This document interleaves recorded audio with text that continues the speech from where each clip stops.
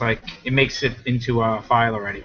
Okay, so we're here. We were continuing in the Netziv that's introducing Sefer Bamidbar. Do you remember the question he sort of asked last time?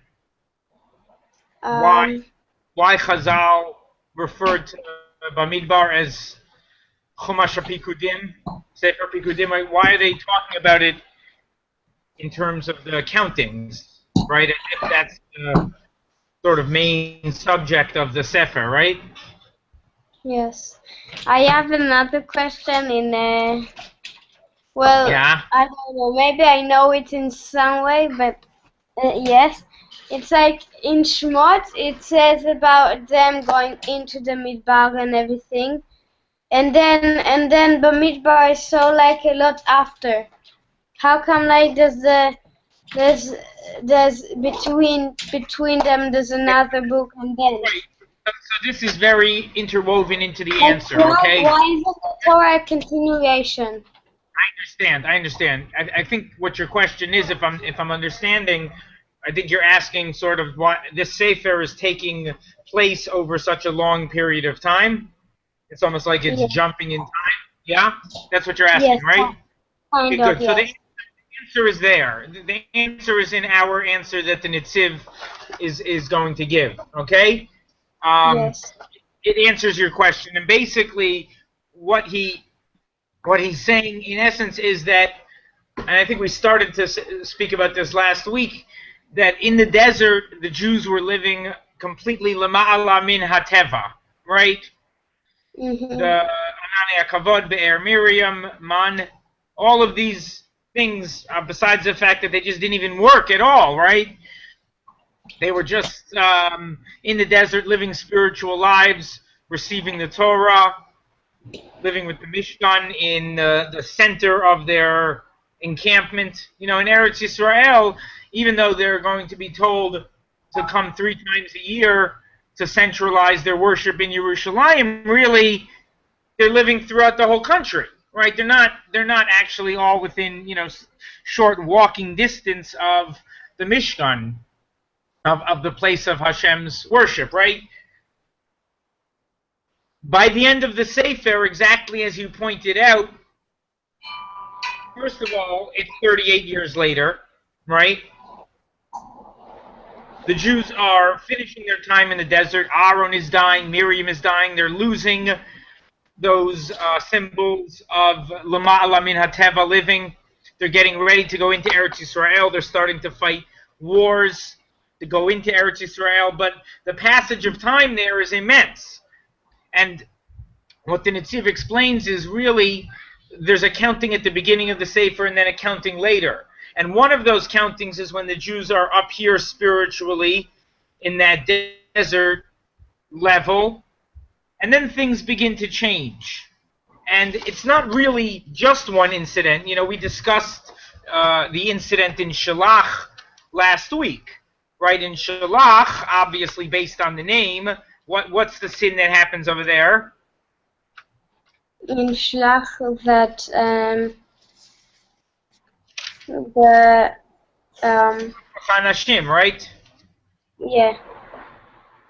Shlach Chanashim, yeah? Yeah. To do what?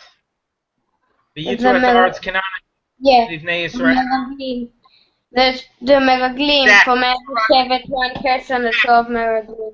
And as horrible as the sin of the Meraglim is, that the Bnei Yisrael are taking the gift of Hashem, a land greater than any other land, a land of spirituality, and throwing it back in Hashem's face, right? Saying, no, thank you, we're not interested. It actually goes from there and devolves from there, right? Hashem tells them they're going to die out in the desert. And then already in Shlach, you have an incident where they have to kill somebody for breaking Shabbat in the desert. Next parsha, Shlach is what? Korach, right? Right away you have the rebellion of Korach. You have Bilam coming and trying to curse the Jewish people. Of course, he's only able to curse the Jewish people if they're sinning, so it fails. And then, so what happens? They Balak. bring they bring the Yes, nice woman. He does by it again and again, and then they bring the nice woman, and then they do it.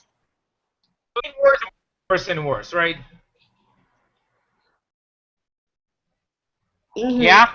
Okay, you had a And question. I think, um, yes, yeah, it answers the question, but and there's even like, well, it's like going into it even more. But well, I wanted to tell you, Rabbi Sachs came this Shabbat to our shul, and Oh, amazing. yeah, I forgot to tell you on Thursday, and so it is. He like said, I think, and you also said it. You said it in class. We learned it a long time. The Jews are different in like everything. They're not. They're not like maybe they wanted. They wanted. Ibn Israel wanted to have a melech, a king, like the goyim, and then but that's one of the things that are the same. But then you see, like they didn't get the Torah in the place itself. They got it outside. They don't. Everything like starts from a different location and different stuff that it's like Hashem tells us we're gonna get Israel, so why didn't we get the Torah there? Because Right. Hashem wants to tell us like that every every place and Every place and can be that's holy, like can be special, yes. right? Yes, Mhm. beautiful. Yeah, no, Rabbi Sachs is amazing. That's so exciting. I'm so glad you were blessed to hear him. It's awesome. And I think that's a great compliment you can say if his Torah reminds you of me, because I definitely try to learn a lot from him and his Torah, and hopefully I gave over some of his ideas. So, the beginning of the Sefer up here and the end of the Sefer, you could look at down here, but certainly they're living a worldly, earthly existence, right? V'ziat apecha toch halechem is that type of existence.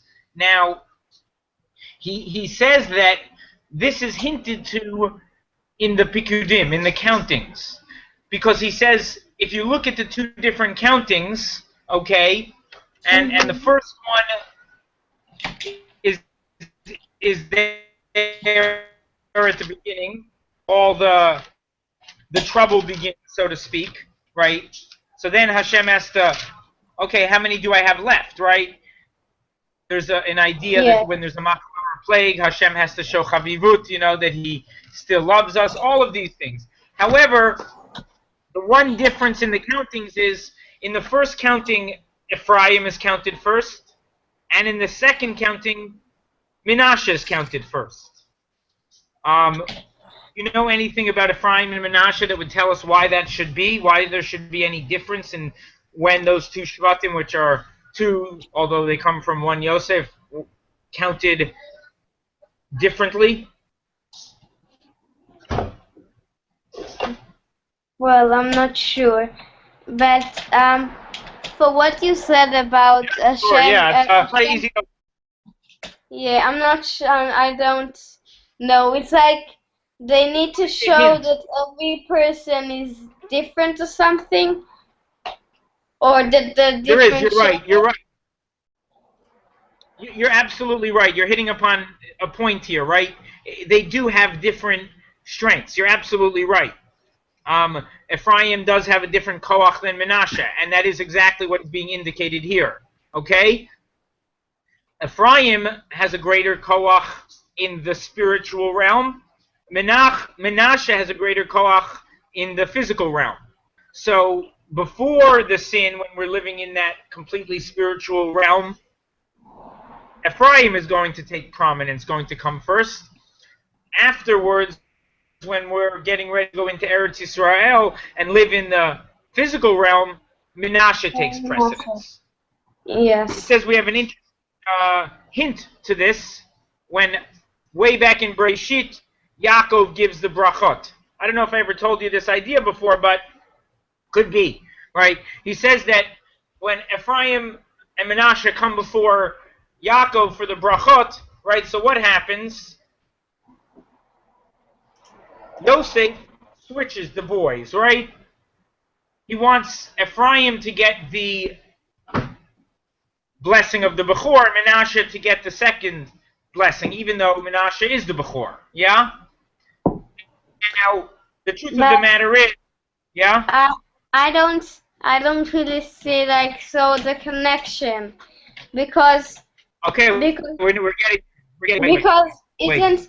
isn't the Bechor supposed like to be more strong and more smart or The something? spiritual and physical, as we see by Esav and Yaakov, that there are both physical and spiritual blessings to the Bechor, right? It contains both within it, okay? And the truth of the matter is, to actually accomplish something in a physical realm, in this world, in the spiritual world, you have to have some money, you have to have some, a job, you have to be able to get by in this world. They say that, people like Ephraim and Menashe, Yisachar and Zvulun, there were partnerships. I don't think that means that the one didn't work and the other did, but, helping them in their journey. Now, we're seeing in the brachot, let me just read to you here, right?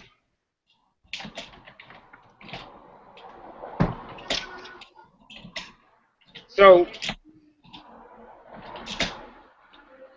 Vayikach Yosef et Shneim et Ephraim b'yamino mismol Yisrael v'et Menashe mismolo mimin Yisrael vayagesh et la vayishlach Yisrael et yamino vayeshet et Rosh Ephraim v'hu Tzair v'et smolo al Rosh Menashe et Yadav ki Menashe habechor vayivarech et Yosef.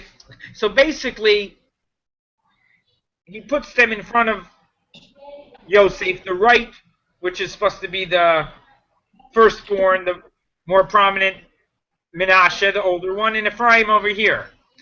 And what does Yaakov do? Switch Switches them. his hand. Right? No, he doesn't switch them. Yeah, because He doesn't switch them. Oh, He just switches his hand. hand. Right? Yeah.